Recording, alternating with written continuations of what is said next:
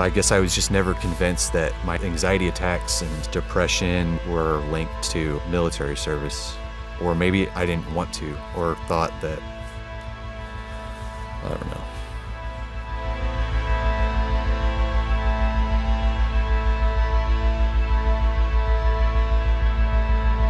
It was a point of pride when I was a little kid to be able to say my grandpa was in World War II. We had all these books in my elementary school library about World War II, and I would hang out there all afternoon flipping through these books, and it was always something in the back of my head. It was just a matter of figuring out which branch. The reason I chose infantry was I figured, why join the military if you're not going to actually go do the fighting? May as well put myself on the front line. So yeah, I was assigned to 2nd Infantry Division, 223. Got real close with guys. I was living in the barracks, and our platoon, we all lived on the same floor and the same end of the hallway. We liked to have fun and goof around. And then as the date got closer and closer to deployment, we definitely partied pretty hard, drank a lot, because we were going on a 15-month deployment. This is the last little bit of fun we're gonna be able to have. And then that day when we're leaving and everyone's saying goodbye, yeah, a little bit of a sense, I guess you could feel it, that people were possibly saying their final goodbyes, and unfortunately for some of them it was. There was definitely kind of a somber solemnness, and I was glad that I didn't have family there when I left, because I think it would have made it feel real in a way where it might have made me kind of scared and worried. I don't like a long drawn out goodbye. I want to make it like a Band-Aid. Let's rip it off, get those emotions out, bury them, and then turn to the mission. So we first deployed to Baghdad. Most of our missions were primarily overwatch, where we're kind of watching roads or places where there's a lot of activity suspected. The first time I guess we really made contact was at night. We were in an abandoned house. I was up on the roof on one side. Things were pretty quiet. All of a sudden, on the other side of the roof, where a couple of the other guys were, they just started firing. That was the first time anybody in my platoon shot at people. So that was kind of a shock real quick, like, oh, okay, this is for real. My first KIA was in Baghdad. It was our buddy Joel. It was on June 23rd. I remember the date. It was daylight, and it seemed like we were just doing a mundane, ordinary thing that we'd all gotten used to doing. And it wasn't even a real, mission, combat mission. It was pulling security for whoever. And we had stopped somewhere while we were out of the striker.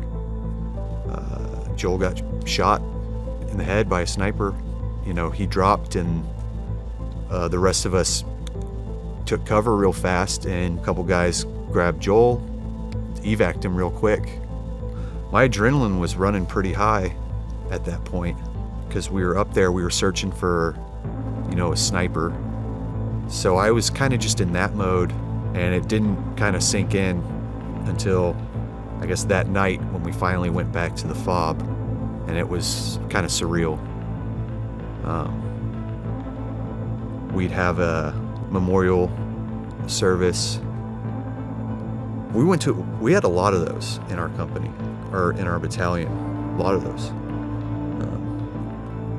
I remember, a couple of the guys kind of tearing up and crying a little bit. I felt like I kind of wanted to, but I also, had that kind of dumb mentality where, I can't show it. So I guess in some ways it's better that way, because yeah, the reality was like, hey, we still have, another X amount of months, so you just can't dwell on it. In Baghdad, in the city, the contact was more quick and sporadic. Once we moved, it got more rural out in the Diyala province.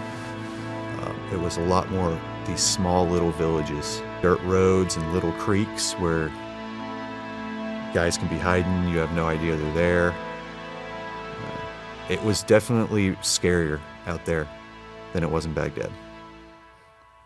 About 8 months, roughly, into the deployment, November 13th, 2007. The objective was to go after some high-value targets that were supposed to be in this house. And we got there to discover that the targets had left. Like, just recently, there was still literally, warm food there.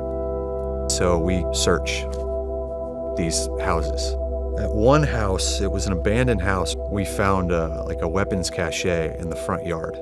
So we were gonna walk to the strikers to pick up some explosives, C4, and we were just gonna blow the weapons cache there.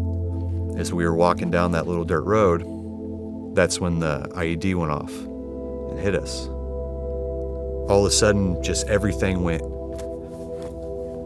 gray and brown, just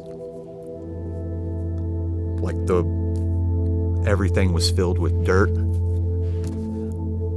I'm pretty sure I heard like small arms fire. I think some of the other guys were engaging, and I went to pick up my weapon, but the front end just kind of, my arm just kind of folded underneath the weight of the weapon. That's when I looked down and my arm was just all mangled and bloody. I was just in disbelief that, like, I got hit. A minute or two after the blast, I guess the shooting had stopped. Me and our PL, our platoon leader, he and I went and sat kind of back to back together with my weapon in my right hand, my good hand, and just kind of had my other arm. I could feel it, and I knew it was pretty jacked up, but I didn't want to look at it because I thought that would make it all the more real. I don't think I ever really looked at it the entire time. I just didn't want to see what it looked like. And so I just kept my eyes up and I smoked a cigarette. And at this point, we're stuck on this little road. We got several wounded, one dead. There were two helicopters waiting to evac us. And then finally I got into this ER trauma unit or tent. So I guess the blast had pretty much blown out. It looked like basically a shark bite, like it just taken a big chunk out of my arm. And then I was just coming out of being on anesthesia. So like my first sergeant and I think company commander, they pinned a Purple Heart on me while I was there, the Purple Heart medal. And, just kind of talked to me for a little bit. Eventually, I guess it was probably about 2 weeks after I got blown up, I was at Brooke Army Medical Center in San Antonio. That's where they did the kind of reconstructive surgery on my arm. So you're in this, what they call the Warriors Transition Unit. It's basically where all the guys that were wounded, you just go to your doctor's appointments. And it was strange. I didn't really feel like I was in the Army anymore. I mean, I was, but after I kind of got stabilized and moved into the barracks there, kind of felt like then I was just kind of on my own. So it's strange. Almost about half my time in the military was spent in a hospital. Like the whole time I was there, my unit was still, deployed. Like I feel like I only did one deployment. I didn't even finish that one deployment. So I feel like I didn't do enough sometimes. I probably should have started processing all those feelings or just understanding what had happened But I don't think I ever really did. I think I just kind of, pushed it down. I didn't feel like I had those classic PTSD symptoms. I didn't have flashbacks. I didn't have, well, what they call, I guess, survivor's guilt. So a few months after all this stuff happened, I was in the barracks. I started drinking pretty regularly. It didn't feel like to me at the time it had anything to do with PTSD or trying to like drown my feelings or anything like that. I felt alone, so I just started drinking a lot. Getting blackout drunk most nights, and I couldn't remember hardly anything. And that is scary because you're like, I don't know what the hell happened. I don't know where the fuck my car is. I don't know where I am. And I did develop, started having like anxiety and panic attacks. I was in just a rut, a bad pattern, so I wanted to go somewhere where I could just break all that. Because I didn't think I could do it on my own.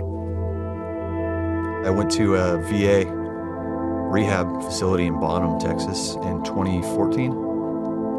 And I was there for about 3 months. About a year after that was when I finally walked into the gym and fell in love with CrossFit and trying to better myself, and actually started thinking through some of this stuff and completely turned everything around. It's amazing how much less anxiety and depressed you feel when you're pointed in a positive direction. You don't know exactly where you're going or what you're doing, but you know it's the right way.